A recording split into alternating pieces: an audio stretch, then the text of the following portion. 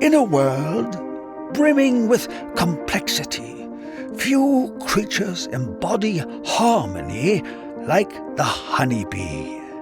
With tireless precision, she dances from bloom to bloom, each motion guided by millennia upon millennia of instinct, each act in service to the whole. And then there are the beekeepers, watchful stewards of this ancient symbiosis. Part agri-scientist, part poet, they move along their hives with the efficiency of Mo, Larry, and Curly, tending to the bees' needs as best they can comprehend, and with the infrequency of a waterfall in the Sahara, sometimes running off, flapping and flailing like a penguin on a hot sidewalk. This is their journey.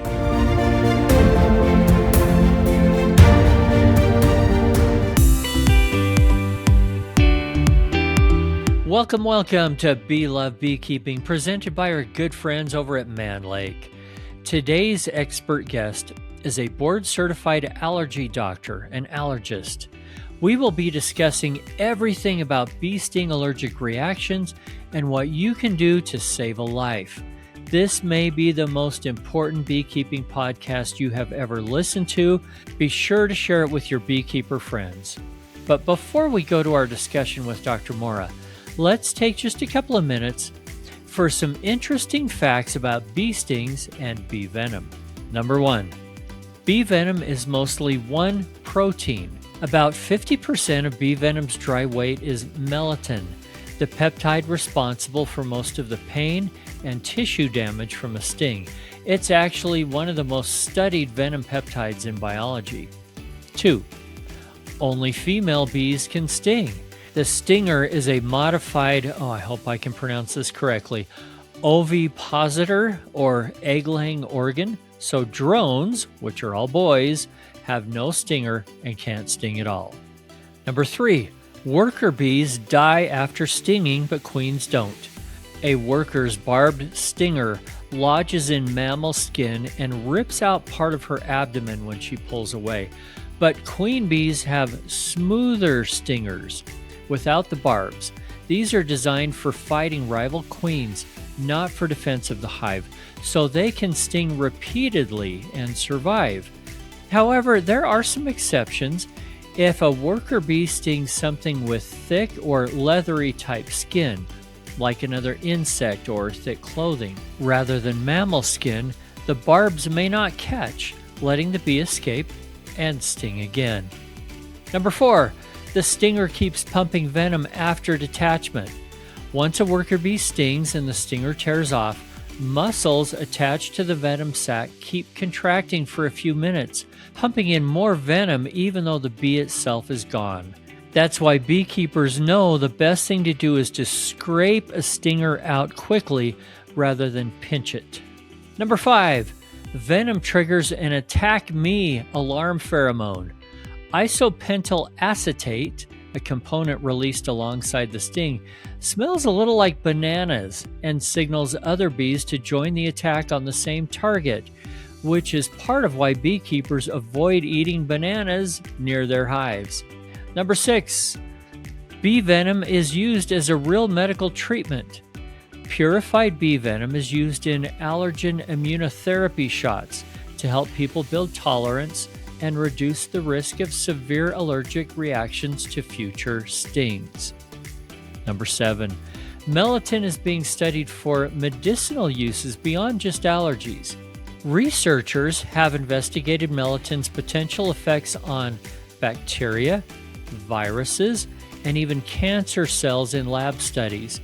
Though it's still an active area of research, there aren't any approved applied treatments quite yet.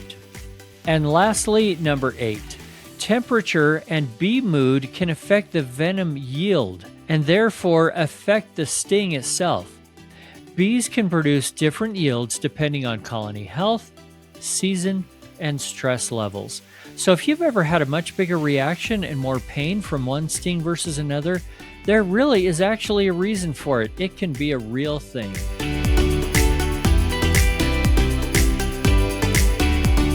I'd like to welcome our very special guest today. We have Dr. Juanita Mora coming to us from, is it Chicago? Chicago. Chicago. And she's an allergist, and oh my goodness, a wealth of information. I've been looking forward to this a long time. How are you, Dr. Mora? Oh, so wonderful to be with you and on this wonderful podcast to help educate our public, which is always one of my big passions. Allergies come up all the time in beekeeping, well, in talk about beekeeping. And one of the things as a beekeeper that non beekeepers ask us the most is, do you ever get stung? And oh, I could never do that because I'm allergic. So, first of all, yes, we get stung, and it's okay. We don't really care. But where should we even start talking about bee venom allergies? Where should we jump in? Well, maybe how many people suffer in the United States? So we know in the United States, when we're talking people allergic to bee venom, we're talking about 2 million Americans. And out of these 2 million Americans, we know that 20% of all anaphylaxis or severe allergic reactions happen in people who are allergic to bee venom. It accounts for 45,000 to 50,000 hospitalizations, emergency department visits every single year. And we lose 72 people secondary to fatal or mortal bee sting allergy every single year, which is why it's so important that we talk, especially with people who work with bees and are beekeepers year round. I have so many questions. I'm going to try not to get ahead of myself too far. And so where I want to start is let's talk about bee venom allergies because some people have different kinds of reactions, localized reactions.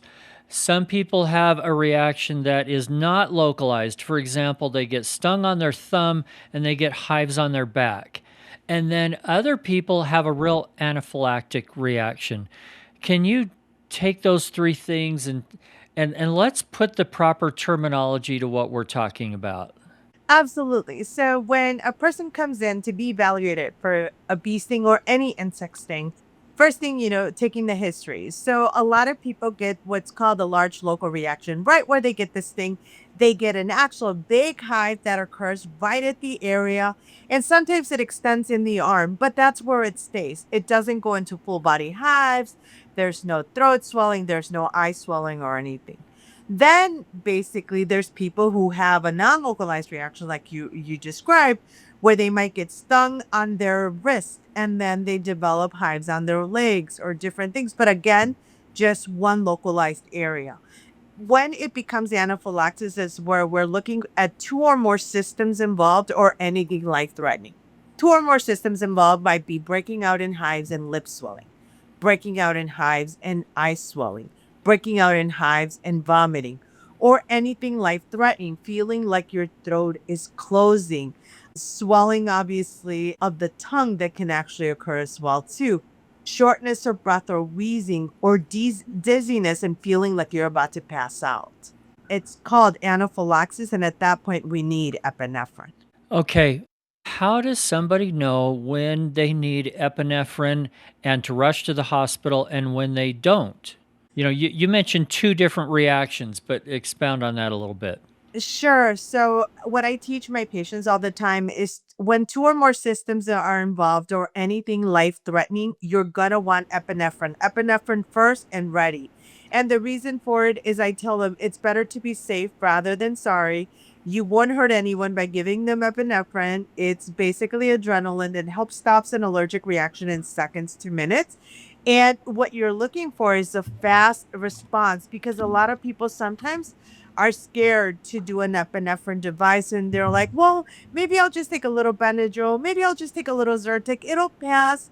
But you don't want to take the risk when it's an anaphylactic reaction. So any symptom that's life-threatening, throat closing, shortness of breath, wheezing, feeling like you're about to faint, or two or more systems involved, skin and eyes, skin and GI, so vomiting, skin and lungs, any two combinations or one life threatening, you're going to give epinephrine right away.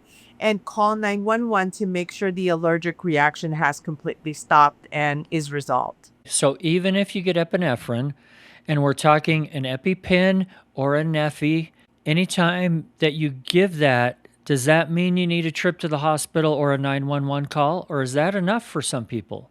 Sometimes it's enough, but when it's a first time reaction, you want to make sure to call 911.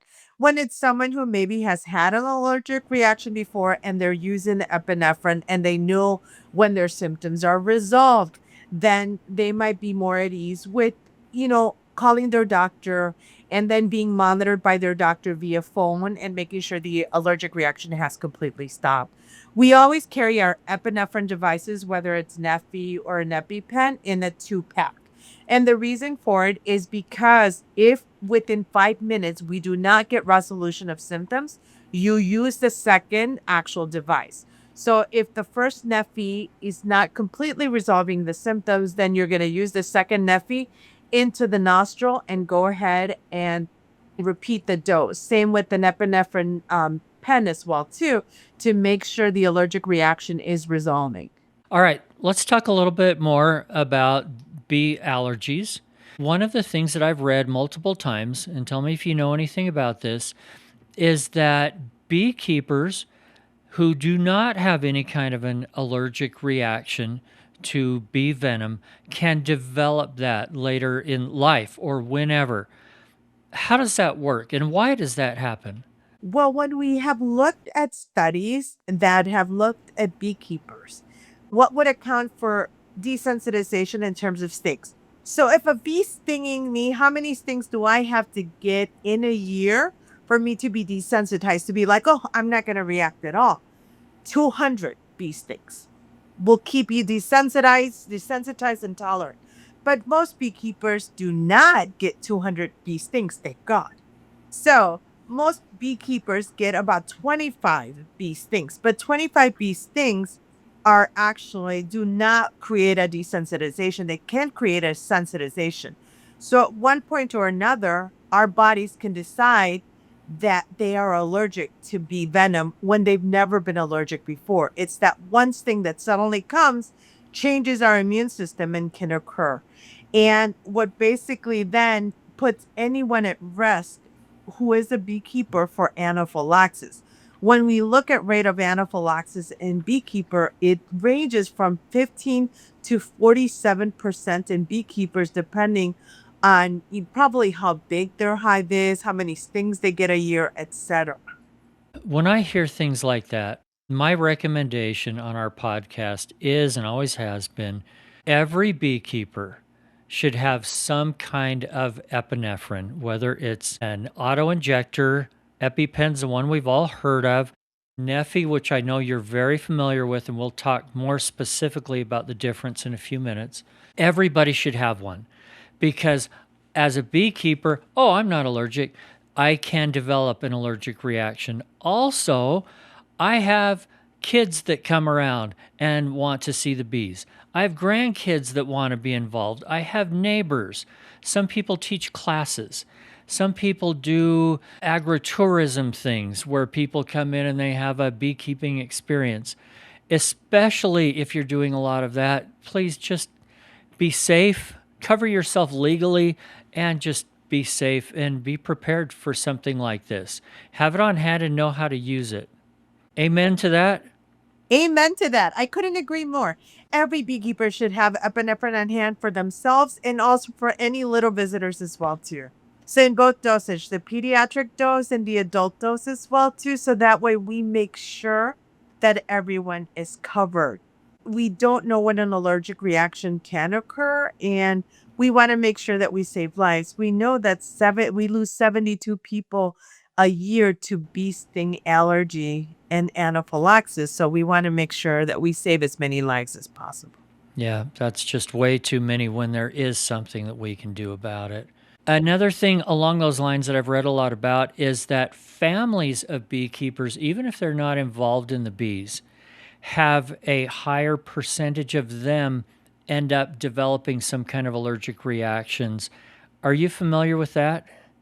Yes, and part of the reason why that occurs is because Even though they're not the primary beekeeper, they're still in contact with the bees and they go in and get the honey, etc. So it puts them at higher risk. They might be lower risk for as many stings as the beekeeper, but they're still at risk, which might actually put them. That's why they're at risk for anaphylaxis because they still have exposure to the honeybee venom. Yeah, and it can even be on your clothes of a beekeeper, like your beekeeping jacket and veil.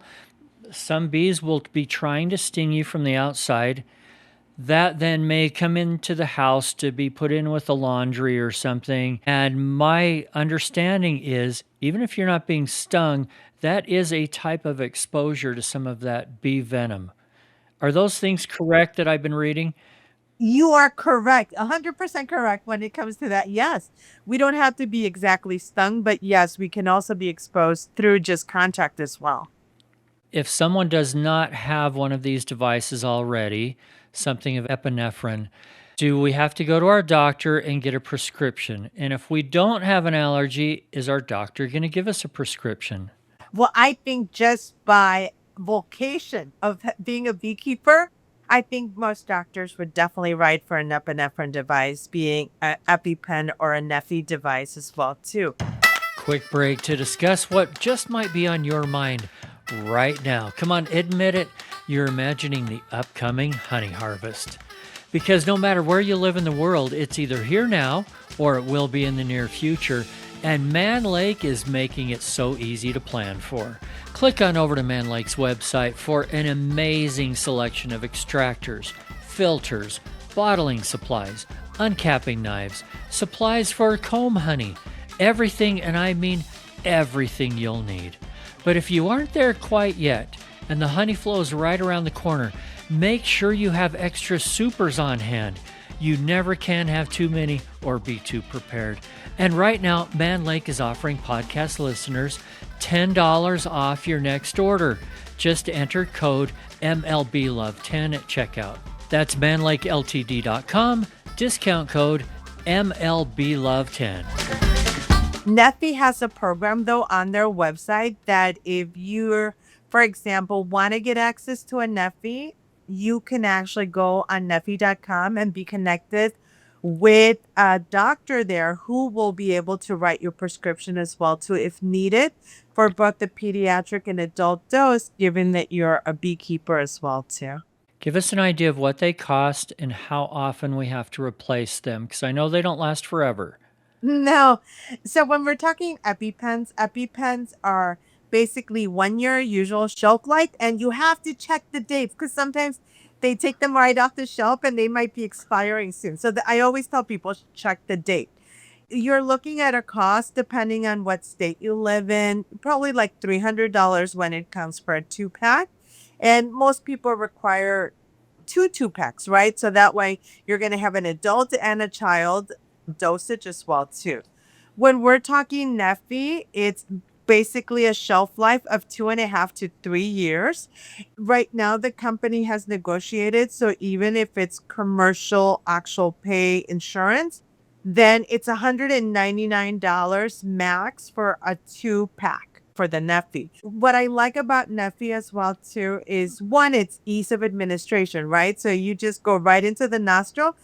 Because as an allergist and immunologist, I have found that a lot of people with the nephrine injection, they are afraid of the needle. So they hesitate upon giving it to themselves or to others. And that's really scary because it's seconds or minutes that are worth gold, right? You need to act fast. And so Neffy, I have found, makes a lot of my patients less anxious and have more relief. The other thing I like is the temperature, also that extremes of temperature that it can have. With EpiPen, one of the things that they have to watch out is for the temperature extremes because you can't leave it in a hot car because then it won't work or in freezing temperatures. With Neffy, it goes up to 145 degrees Fahrenheit that it can reach. And then the lower portion, it can actually freeze. And if you thaw it within 20 minutes, it should beautifully still work. So just so people know kind of the differences between both. As soon as Neffy came out, I'll tell the story. I I had all these moms from with college students who have food allergies going, Dr. Mora, you gotta write the Neffy for my kid because there's no way my kid's gonna carry a big EpiPen to the bar where there's peanuts right on the table. And I wrote so many at that point, but I realized what they were saying. They wanted a little bit of peace for themselves and peace for their child, but yet be well protected with a device that they could use. And I found you through the Neffy people, and we need to be careful. This is not an infomercial today, okay? We're talking about safety for everybody, and I don't care which device you pick, just have it on hand, know how to use it. To me, again, personally, not an advertisement, Neffy makes sense because you don't have a needle, okay? Let's talk about this. How do you use an EpiPen or one of the other auto injector brands? So one of the things is when we use an EpiPen, and I actually have a demo here. I'm in the office. Are you going to actually stab yourself and do it right now? So well, this is an actual just it doesn't have any real medication or real needle, so it's just a practice demo. So the way I always taught people to use it is you would grab it in a nice fist because you don't want to poke your fingers with it. Blue to the sky, orange to the thigh. It doesn't matter if people are wearing jeans or anything they're wearing. You take the blue cap off and then you're going to stab right at the thigh. I'm going to pretend this is my thigh. And you're going to stab and hold for 3 seconds. 1,001, 1,002, 1,003. And then it's got a needle guard so you don't poke your fingers with it as it comes out. So I had a lot of parents who at that point are really nervous. So instead they did it upside down and they poked their fingers and turned them blue. A little. No, no, no. Yes, I've had a lot of incidences like that. Okay. And this is real life, so this is why I tell these stories.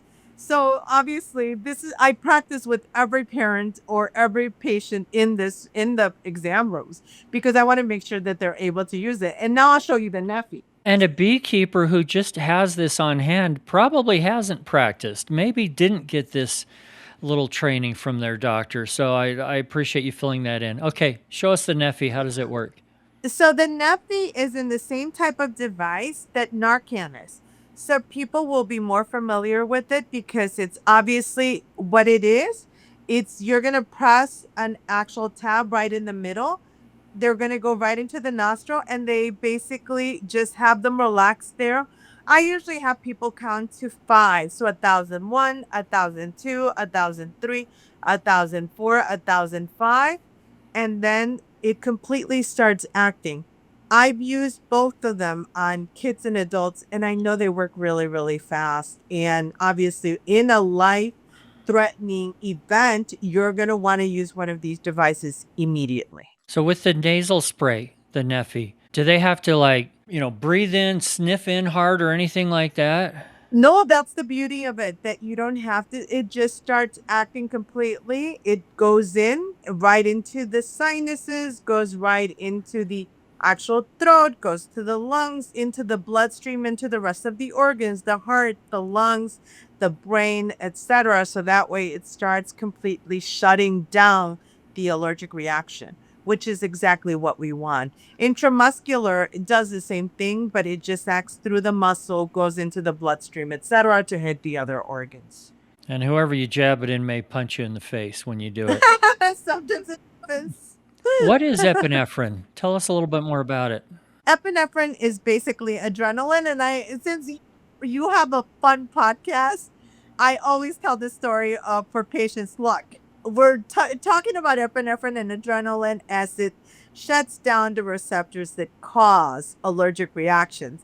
I said, you're not supposed to use it like in Pulp Fiction, where they put it right through the heart. I said, for the EpiPen to the muscle, for the Neffy to the nose. And I said, it just within seconds to minutes starts completely acting at the alpha and beta receptors. So these are your adrenergic receptors in your cells that start shutting down the cascade and the allergic actual reaction that can occur. Okay, let's talk about some other bee-related allergies that I know very little about. For example, are there some people that are allergic to honey? There are, but it's less cases of actual allergy to honey, more actual cases of, say, botulism from honey that occur in the actual public than actual true honey allergy. That was my next question. Why don't we feed honey to babies under the age of 1? And such a beautiful and wonderful question. And that is definitely cases of botulism that used to occur. We are seeing currently, and this is, I'm glad we're bringing it in on your podcast as well too. Secondary to a baby formula, now there's 4 cases that have occurred secondary to a botulism, secondary to this actual infant formula that can occur. So this is why it's so important that we also keep honey out of babies' diets during the first year. Okay, how about other bee related products or what we call hive related products? For example, propolis and royal jelly and things like this that people are often using in a quasi medical sense or a health sense. What do you know about those? As a Latina doctor, I know a lot of the home remedies as well too. And obviously, we all know, for example, honey in your tea, right? For that sore throat that actually occurs every single year for the flu, etc. We also know the medicinal properties of honey that can have, right? So one is that's a beautiful one, the soothing of the throat when you're sick, decreasing of the mucus that actually occurs with honey.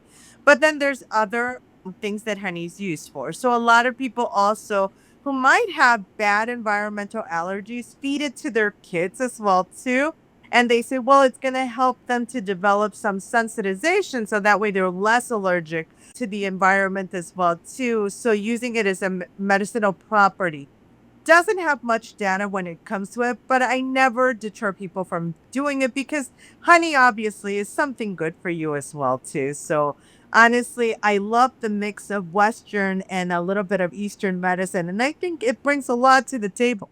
That's actually why I got into beekeeping in the first place. I have pretty major seasonal allergies to, tree pollen and grasses and all kinds of things. And so I had read a whole bunch of stuff about eat raw honey and they'll go away. Well, it's obviously not anywhere near that simple. But here's what I did. And again, this is not research, this is just one person's experience. I bought raw honey from a beekeeper about 150 miles away from where I live and religiously had like a spoonful of this every day for a few months. Allergy season came along. It did nothing. It didn't help me at all. As I did a little bit more of my own research, what I read was how important the hyper locality of everything is. If the bees are foraging right around where I live, I may get more of that pollen that then is going to desensitize my allergies some. And that is exactly what happens. That's why I got into beekeeping. I eat my own raw honey, and the allergies are not gone. But literally, Dr. Mora, they're like 50% better, which to me is a big deal. That's beautiful. Absolutely. So it worked somewhat for you, which is great. And that's why, like, I don't take it away from people. I think it's a wonderful mix. Like, we can do the raw honey, we can do the antihistamines. It all works. Yeah, but I'd rather not have to take so much antihistamines. Yeah, I know. Okay, last thing. And you don't have any of your own beekeeping experience, do you? No, I wish I did. My grandfather did in Mexico back when I was a little girl. We can get you set up, even in Chicago. Oh, I love it. I would love it. Every guest that comes on the show, and they're 99% of them are beekeepers, I give them an opportunity to talk about a wild and crazy beekeeping story, something that is funny or just crazy or painful or embarrassing. As an allergist, an allergy doctor, I'm going to give you the same opportunity if you're allowed to. You don't have to use any names or anything. What kinds of crazy allergic reaction things with patients do you run into? Well, I think I'm going to speak from the experience of my grandfather because I was a 6-year-old little girl. I visited him in Mexico. He had a beehive. He loved his bees, etc. And I was a very, I would run around a lot and just not a sit down little girl. I sat down on a beehive and I got probably about 100 stings. Now, what makes this funny is look who got actually stung so much, completely had to get antihistamines, etc., and then became an allergist. Just as a little bit of practical advice for anybody out there, beekeeper or not, when they get stung by a bee, are there any recommendations? I mean, I've heard Benadryl, I've heard ice, I've heard other things. What would you recommend? So I always tell my patients, especially those that get on a big allergic reaction, is making sure that they do, for example, they can double up their antihistamine on the day they're going to be outdoors, right? So if they're going to go to that picnic or the kids are at camp or they're going to go see their grandpa who's a beekeeper, etc., this might be a good time to basically help to decrease any local reactions by doubling up their antihistamines for the day. I like ice on the actual sting when it occurs, and then a little bit of hydrocortisone cream, which basically helps to decrease the reaction, and doing a dose of antihistamine if they haven't had one. We're kind of yielding away a little bit from Benadryl as a short acting because of the side effects, sleepiness, etc. So then I tell adults or kids to do a dose of Zyrtec or Zyzol or Allegra or anything that's a little bit long lasting to kind of help to decrease the reaction. Okay, I appreciate that. Is there any other wisdom you want to share with us before we let you go? Well, I definitely want to make sure that, beekeepers, I obviously respect all the work, wonderful work that you do for our country, but I want you to keep safe. Please have an epinephrine device at your workplace. Have pediatric dose, have an adult dose as well too. Get it from your doctor. Very important. Could save your own life. And your life is priceless. So I always say, do it. Get it. The other thing is making sure that you use it. In case of a severe allergic reaction or any two systems involved, don't hesitate. You'll never be wrong for using it because it's better to be safe rather than sorry. Then the third thing, continue the protective gear because it's so important as well too. And continue to educate as well to other beekeepers and keep a podcast like this one, which is amazing, that helps to keep everyone safe because at the end of the day, I love working towards public health in terms of making sure that we save as many lives as possible. And we're trying. I'm so happy that Neffy's out on the market because it's about saving lives. We don't want those 72 lives lost every single year due to bee sting allergy. We need to save more people, and having an epinephrine device at hand will do that. Thank you, Dr. Mora. Appreciate you being with me. Oh, you're welcome. Have a beautiful day, everyone. Thanks again for joining us on Bee Love Beekeeping, presented by Man Lake. Another big thank you goes to Vita Bee Health for their support. Vita's Varroa control range of products includes Apistan, Epigard, and now Varoxan, extended release oxalic acid strips. Hey, thanks a lot, guys. And if you haven't yet, please subscribe to and follow the show, tell your friends about it, and click on over to BeLoveBeekeeping.com to sign up for our free newsletter. If you have a guest suggestion or topic you'd like discussed on the show, shoot me an email, eric@belovebeekeeping.com. And remember, if you're not just in it for the honey or the money, you're in it for the love. See you next week.